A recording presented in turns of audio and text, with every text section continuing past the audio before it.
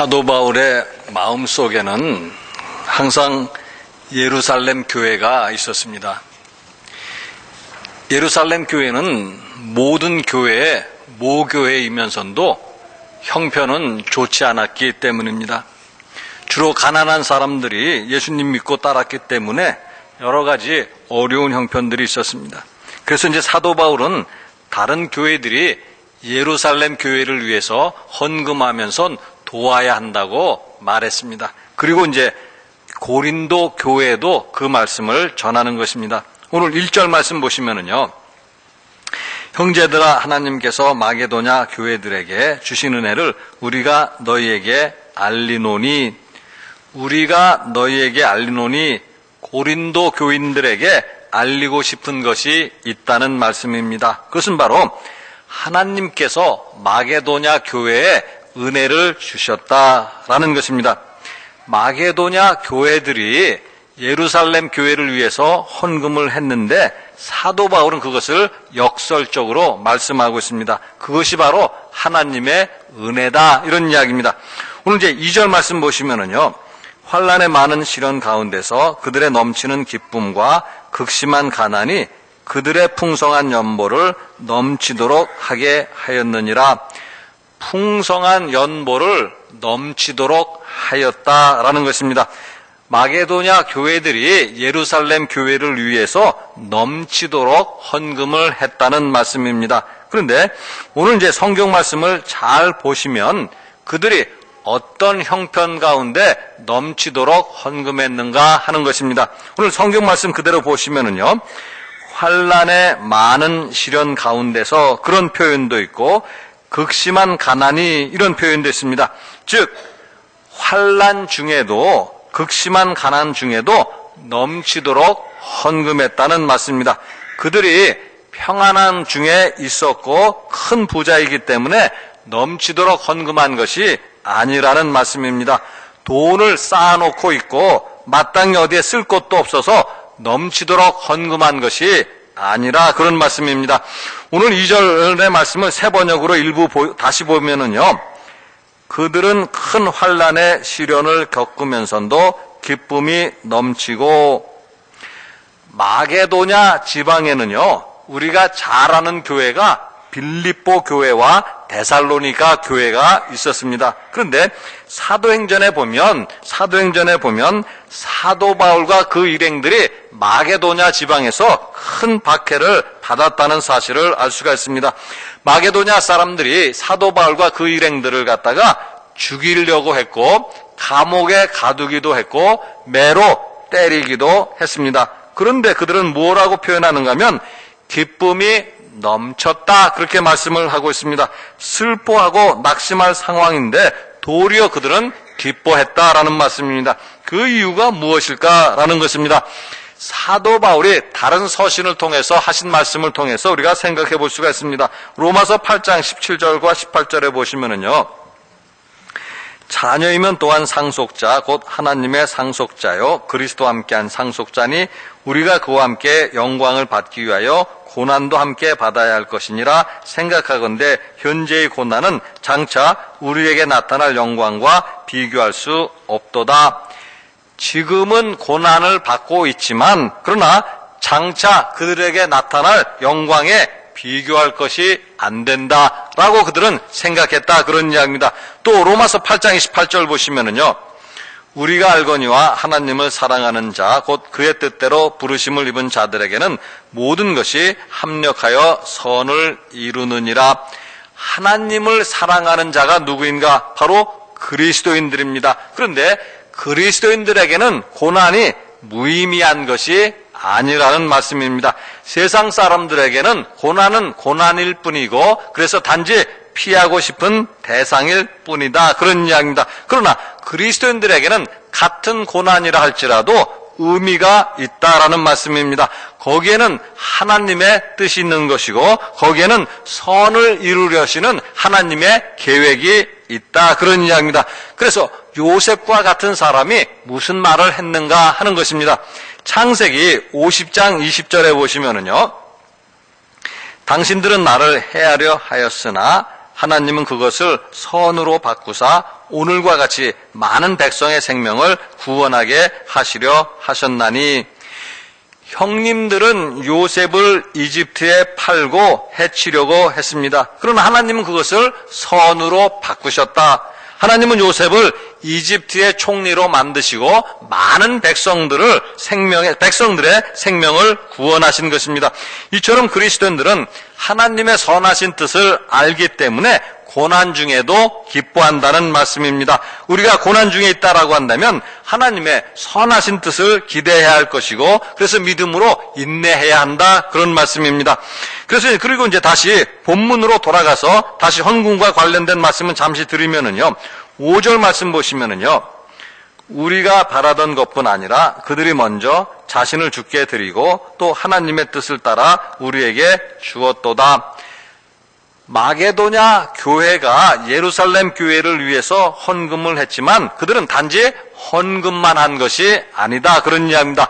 먼저 자신들을 하나님께 드린 것이다 라는 것이고, 그들이 헌금한 것은 자신들의 뜻에 따라서 헌금한 것이 아니라 하나님의 뜻을 따라서 헌금했다는 말씀입니다. 그래서 오늘 8절 말씀에도 보시면은요, 내가 명령으로 하는 말이 아니요 오직 다른 이들의 간절함을 가지고 너희의 사랑의 진실함을 증명하고자 함이로라. 마게도냐 교회가 헌금을 냈는데 왜 헌금을 했는가? 사도 바울이 그들에게 예루살렘 교회를 위해서 헌금하라 그렇게 명령했기 때문에 헌금했는가 하는 것입니다. 그것이 아니라 그들은 하나님을 사랑했고 형제들을 사랑했고 그 사랑을 바탕으로 헌금한 것이다, 그런 이야기입니다. 그래서 그들은 억지로 한 것이 아니라 자원해서 헌금했다, 그런 이야기입니다.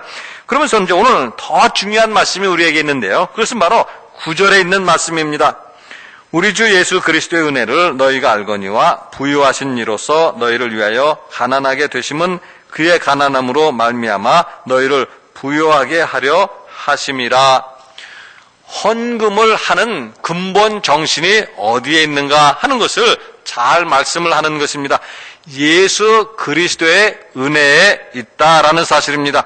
사도 바울이 뭐라고 말씀하는가 하면 너희가 주 예수 그리스도의 은혜를 안다, 그렇게 말을 하고 있습니다. 그들이 예수님의 은혜를 안다라는 것인데요, 오늘 믿는 사람들이 자주 사용하는 말 가운데 하나가 예수님의 은혜입니다. 우리는 예수님의 은혜를 무엇으로 알고 있는가라는 것입니다. 예수님 믿음으로 물질의 복을 받은 것을 말하는 것인지 또 건강의 복을 받은 것을 말하는 것인지 예수님 믿음으로 꼬인 일이 해결된 것을 말하는 것인가, 그런 이야기입니다. 그것보다는 예수님이 본래 부유하신 분이신데 우리를 위해서 가난하게 되셨다, 그것이 바로 예수님의 은혜다라는 것입니다. 그 사실을 잘 나타내는 성경이 바로 빌립보서 2장 6절에서 8절의 말씀입니다.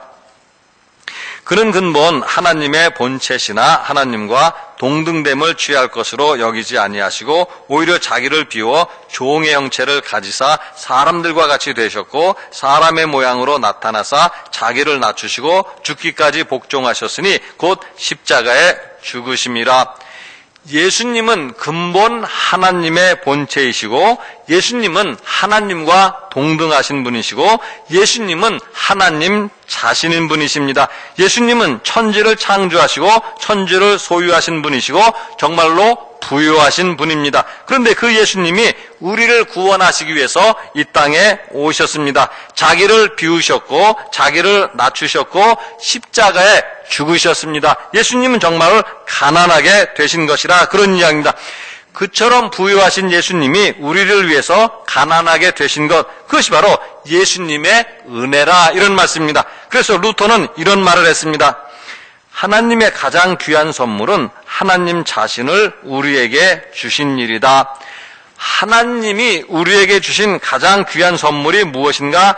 하나님 자신을 우리에게 주신 것, 즉 예수님을 우리에게 주신 일이 가장 귀한 선물이다, 그런 이야기입니다. 따라서 우리는 하나님의 은혜가 무엇인가 하는 것을 알아야 되는 것이고, 하나님의 은혜란 다름 아니라 예수님이 사람의 모양으로 이 세상에 오신 것, 그것 자체가 하나님의 은혜이고 예수님의 은혜다. 그런 이야기입니다.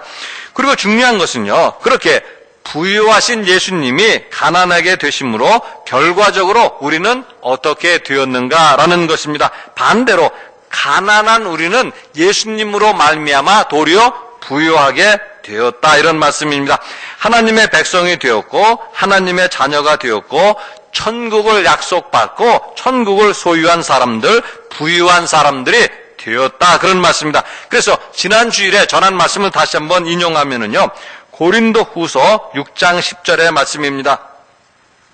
근심하는 자 같으나 항상 기뻐하고 가난한 자 같으나 많은 사람을 부유하게 하고 아무것도 없는 자 같으나 모든 것을 가진 자로다. 세상 기준으로 그리스도인들을 본다고 하면 그리스도인들은 어떤 사람들인가?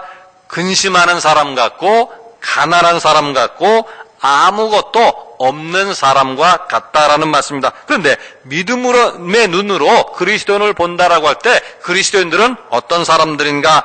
항상 기뻐하는 사람이고 많은 사람을 부유하게 하는 사람이고 모든 것을 가진 사람이다, 그런 이야기입니다. 우리 그리스도인들은 어떤 사람들인가 하면 예수 그리스도의 은혜로 부유한 사람들이다, 그런 이야기입니다. 세상은 부자에 대해서 이렇게 정의를 하고 있습니다. 지난주에도 보니까는요, 금융자산이 10억 이상 가진 사람들이 부자다, 그렇게 말을 하고 있지만 성경이 우리에게 부자는 예수님을 믿고 예수님을 선물로 받은 우리 그리스도인들이 참으로 부자다, 그렇게 말씀을 하고 있습니다.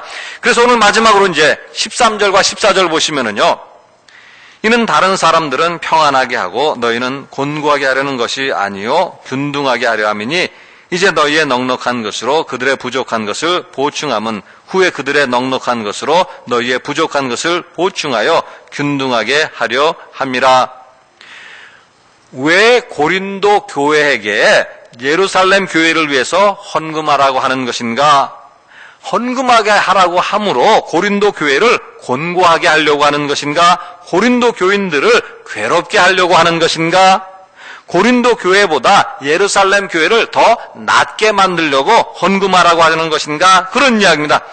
사도 바울이 우리에게 하시는 말씀은 뭔가 하면은요, 넉넉할 때, 부족할 때 이런 것이 바뀌었을 때를 한번 생각해 보라, 그런 이야기입니다. 지금은 고린도 교회가 예루살렘 교회보다 형편이 조금은 낫다, 그런 이야기입니다. 그런데 나중에 그 형편이 바뀌었을 때를 한번 생각해 보라, 그런 이야기입니다. 지금 도움을 받은 예루살렘 교회가 가만히 있겠는가? 그들도 넘치도록 헌금하고 도울 것이 아니겠는가 하는 것입니다. 오늘 교회나 우리 사회가 가지고 있는 불행한 일이 하나 있다고 한다면 그것은 바로 공동체성을 잃어가고 있다는 점에 있습니다. 그 구성원들이 도움을 주고받아야 할 관계라는 사실을 잊어가고 있다는 것입니다. 잠언 21장 13절에 보시면은요, 귀를 막고 가난한 자가 부르짖는 소리를 듣지 아니하면 자기가 부르짖을 때에도 들을 자가 없으리라. 부자가 가난한 사람의 부르짖는 소리에 귀를 막고 있습니다. 그런데 그 부자가 가난하게 되어서 부르짖는다고 하면 누가 그것에 귀를 기울이겠는가 하는 것입니다.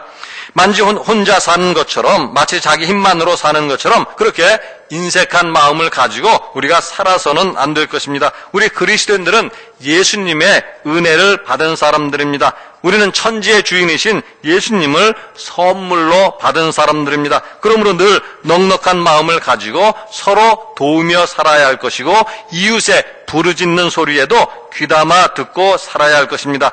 예수님은 부유하시지만 우리를 위해서 가난하게 되셨습니다. 우리들도 그 길을 따라가야만 할 것입니다. 같이 기도하시겠습니다. 사랑의 하나님, 하나님의 은혜를 늘 감사를 드립니다.